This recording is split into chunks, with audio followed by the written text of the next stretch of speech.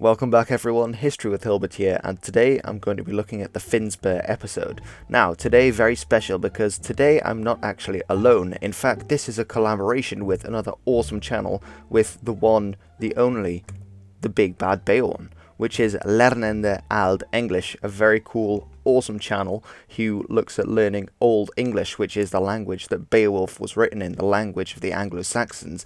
And actually in this episode I'm going to be talking about the Finnsburh episode, a historic battle that took place in historic Frisia. And for this video I've actually made, and so has Leornende Eald English, a video reading out the passage from Beowulf. Now, if you want to see this video in Old English, in the language it was written in, the language of Beowulf, then check the link in the description below, because Leornende Eald English has made an absolutely epic reading of the Beowulf section in question here in Old English. Now, for a modern English translation, then check the description because I've made one as well, but really do go out and check Leornende Eald English's version, because it really is awesome to hear Beowulf in the language it was written in. And go and subscribe. He's a great guy, makes awesome videos who I think you will really enjoy watching. One of the sources for the Finnsburh episode is of course the section in the epic poem Beowulf, which you can hear in Old English and Modern English. Another is the aptly named Finnsburh Fragment, which was found in Lambeth Palace, but was unfortunately destroyed. However, we do have a transcription of this which was made at the time. So let's have a look at some of the context behind the Finnsburh episode. For those of you who don't know, the Frisians were a people from an area called Frisia, which is roughly now the Dutch coastline along with part of Germany, a bit of probably the Belgian coastline as well, and later on North Frisia, which is part of now Schleswig-Holstein in Germany and what used to be Denmark. Now, for this story we need not only to know about the Frisians but also about the Jutes. And the Jutes were a people who lived in Denmark, in the northern part of Denmark. But at the time of the Finnsburh episode, the Jutes had been subjugated or made vassals to, or were in some kind of alliance with, the Danes. And of course the Danes are the people for whom Denmark is named. So there is a dynamic here. To understand the Finnsburh story, you have to understand that there are Frisians, there are Jutes, and there are Danes.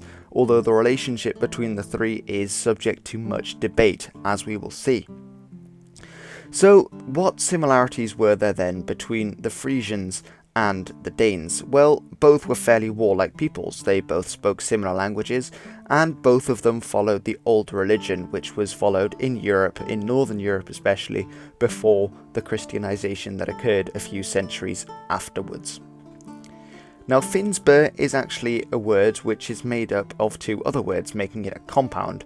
Finns comes from Finns, the possessive, and burh, as in found in other places in England, like Bamborough, for example, means fortress. So Finnsburh is Finn's fortress.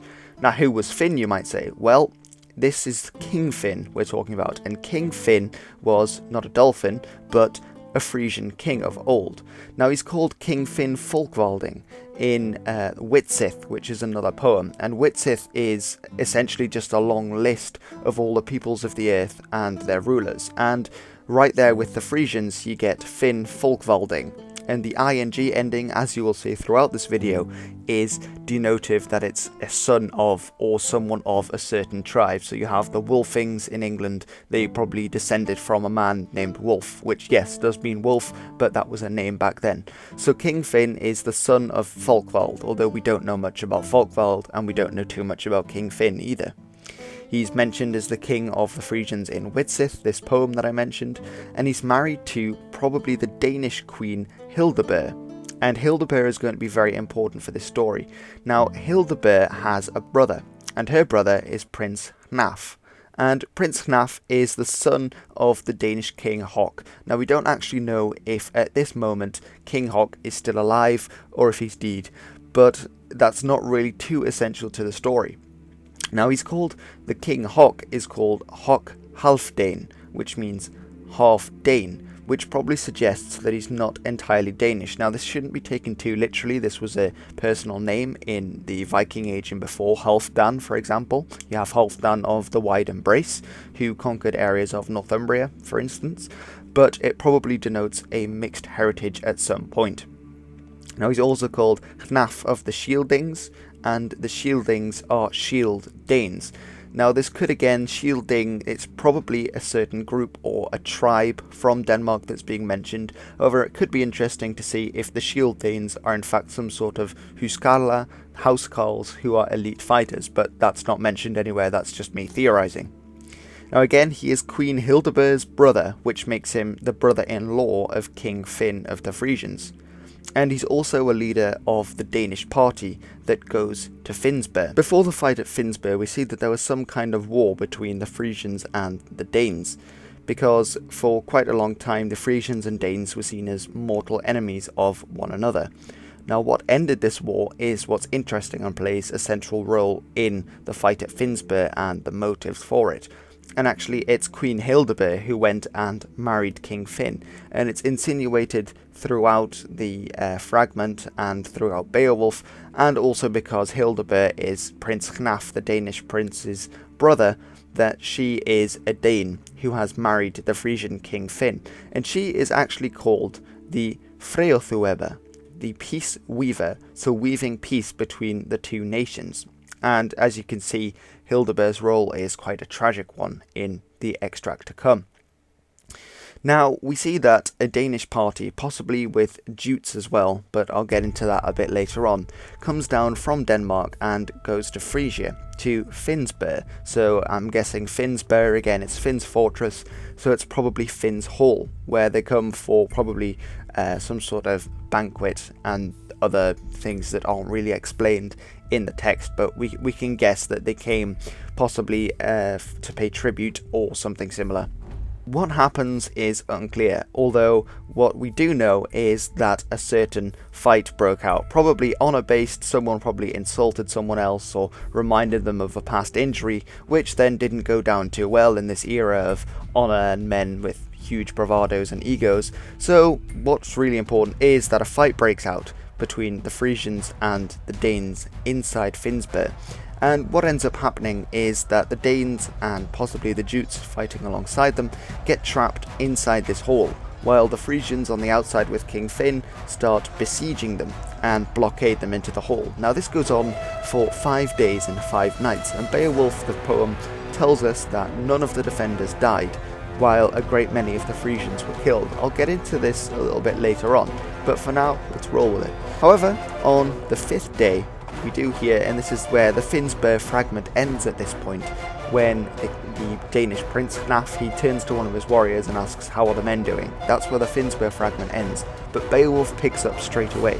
And in Beowulf it says that there was a huge fight, and in this fight, both the Danish prince Hnaf is killed, and the son of King Finn and Hildeburh fighting on the Frisian side, they are both killed in this fight. So we can imagine this was a very brutal, probably the Frisians were summoning all their metal to try and push the Danes out of the hall, and the Danes are fighting to try and keep them out. And in this fight, 2 of these important figures die. Prince Hnaf, if Hok is still alive at this point, Prince Hnaf is the heir, most likely, of the Danish throne.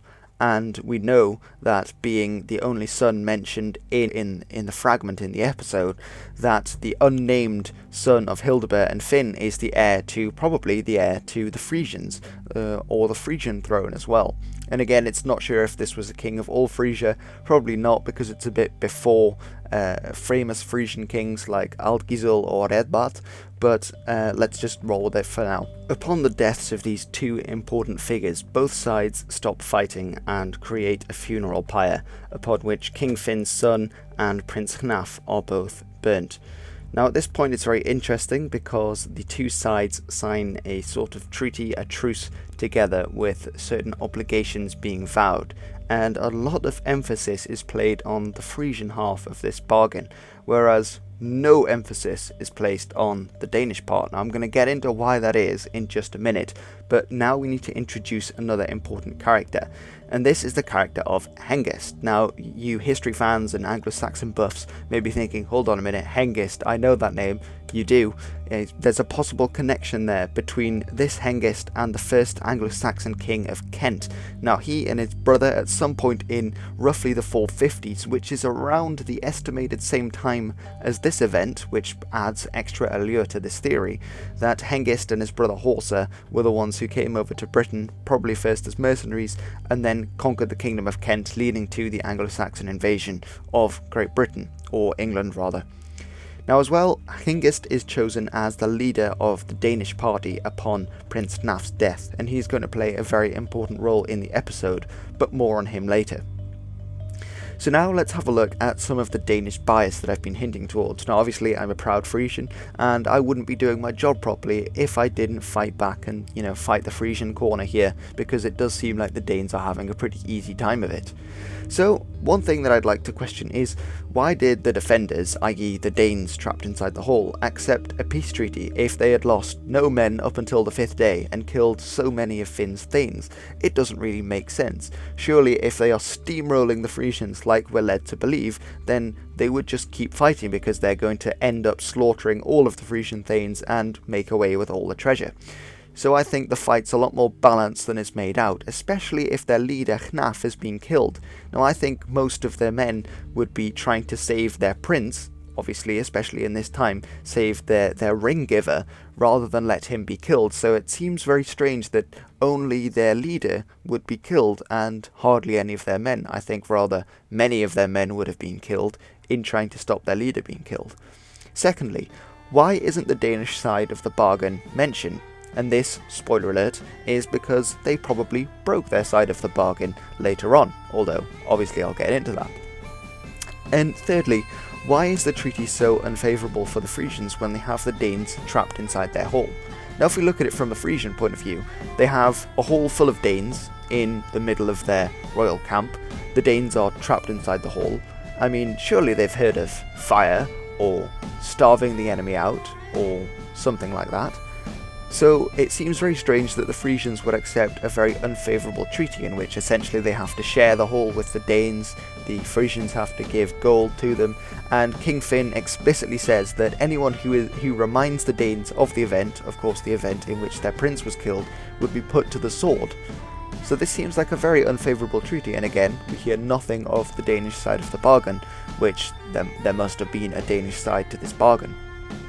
So we see that after the events of the fight in the early autumn, lots of the Danes return to Denmark, but it says that Hengist, who is probably a Jute by the way, the Jutes were the Jutish kingdom of Kent, was in fact the Jutish one, and it's often said that Hengist and Horsa were Jutes, which again lends to the theory that there were Jutes involved in the Finnsburh episode if Hengist is the same Hengist as the one who went to Kent, and probably is. I think that's probably a sound theory. But we see that Hengist and a few others, I think Guthlaf and Oslaf, who are people mentioned in the Finnsburh episode, who we don't know anything else about by the way, they stay in Friesland, in Frisia. And we have to question, why did they stay in Frisia when the other Danes had gone home?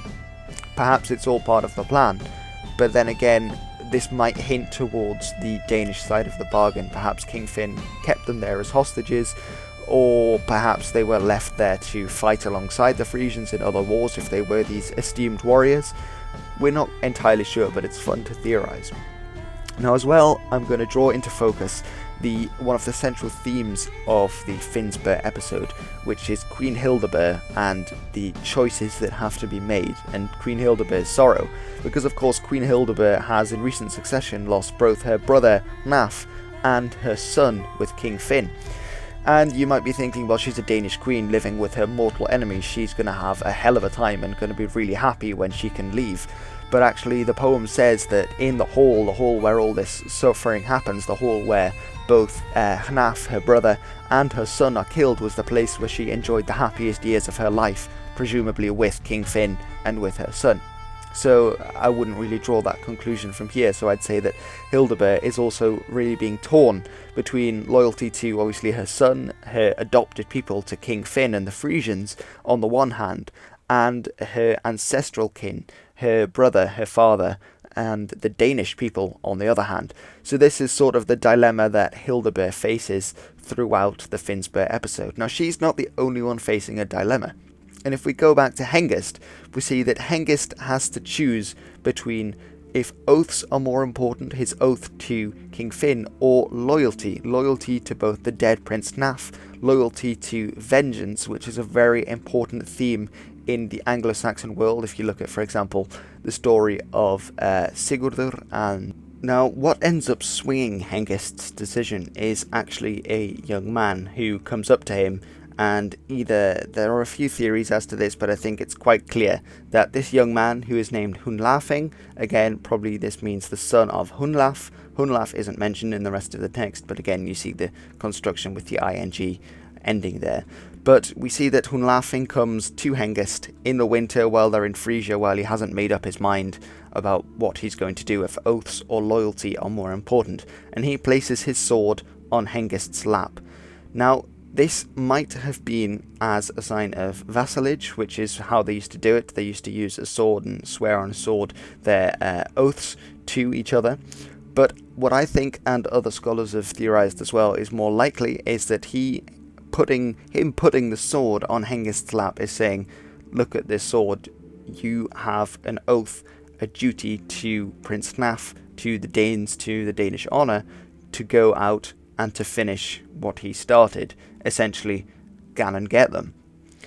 So Hengist then makes back to Denmark as soon as the winter is over. Now it's possible that this was quite a quick dash, and then he comes back to Frisia with reinforcements.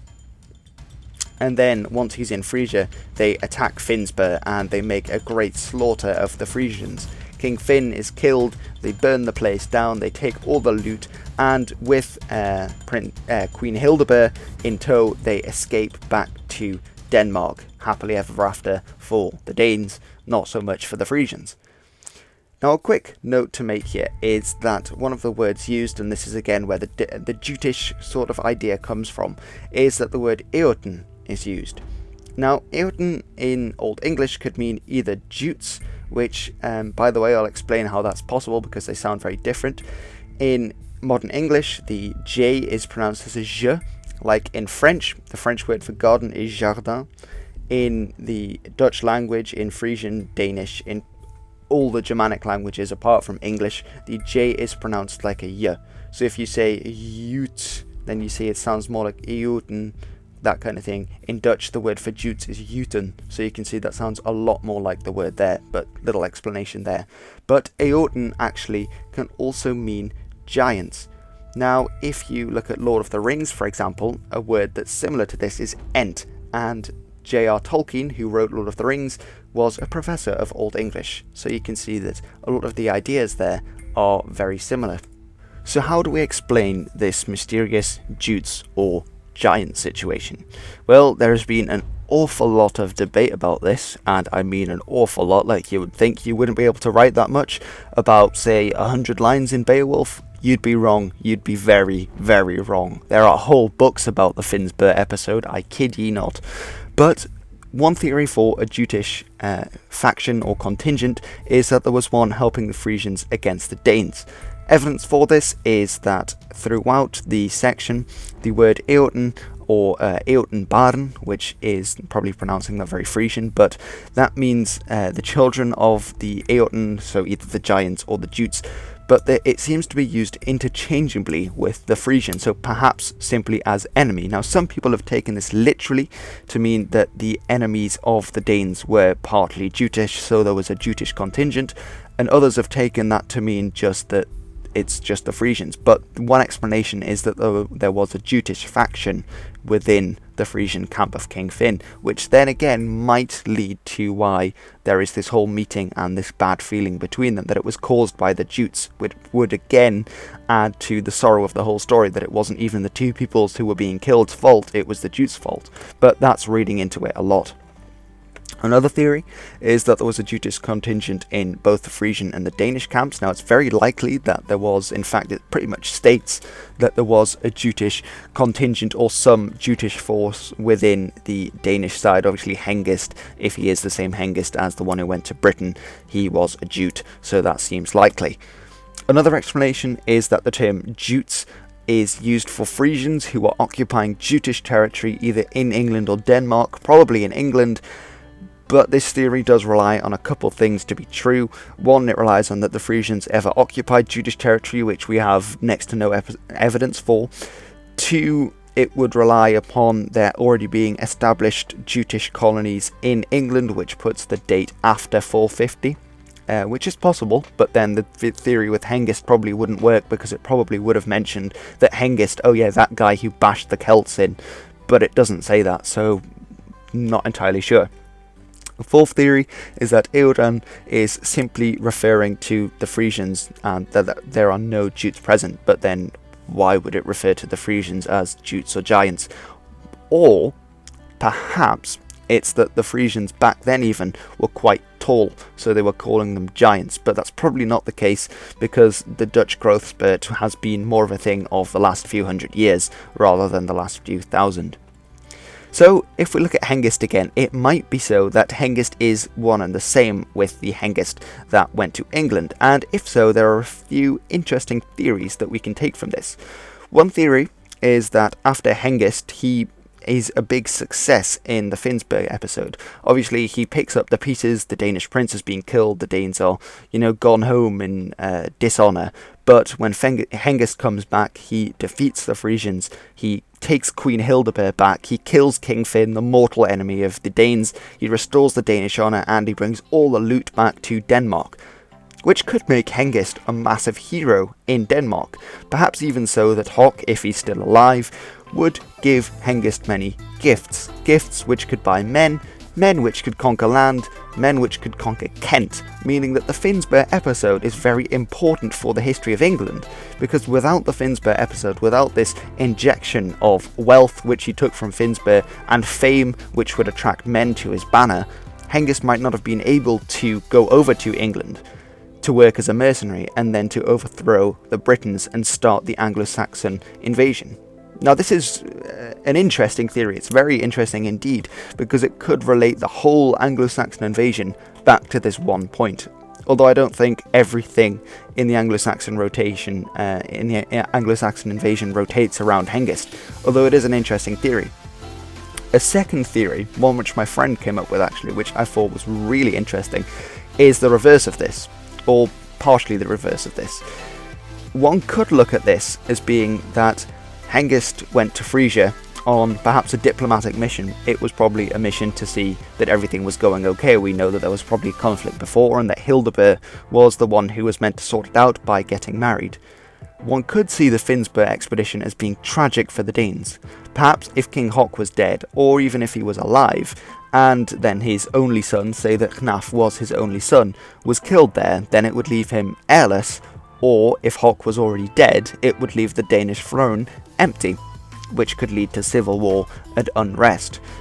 And as well, what's more, the killing of the Frisian king would obviously annoy the Frisians, so that would stoke up conflict with the Frisians, not to mention that they have literally abducted his queen, Hildeburh. So perhaps Hengist might be seen as a fiend and a fraud back home in Denmark, and obviously he's not welcome in Frisia after he and his band have killed Finn and looted Finnsburh. So perhaps that's why Hengist and his brother Horsa went to Kent to serve as mercenaries, because it might have been the only place in their world still safe for them. And then that might have led to the Anglo-Saxon invasion. So two different sides leading to the same point. Now let me know in the comments which one you think is likely to be accurate, if any. But I found this stuff really interesting, and it really was good food for thought. So thank you very much for watching. I realise this has been quite different. It's been quite scholarly, I like to think, and a lot of theorising going on as well. Big thanks to my friend who did a lot of the theorising as well, and helped out a lot with the interpretations of Beowulf. And go and check out Leornende Eald English, go and check out the channel, and certainly check out the Finnsburh Fragment being read out there. And of course, if you want to see a modern English translation, because Old English is rather different to modern English, then you can also check the link in the description, find my video. But do check out Leornende Eald English. Very cool. He makes lots of videos about Beowulf and other people and how to pronounce all the names and things, so he can put me to shame. yeah, so I hope you have enjoyed this. Let me know in the comments if you have. It's been a bit different, I guess. But thank you very much for enduring, for watching, and I hope you'll tune in again next time. So this has been History with Hilbert with the Finnsburh episode from Beowulf and the Finnsburh Fragment. Signing off.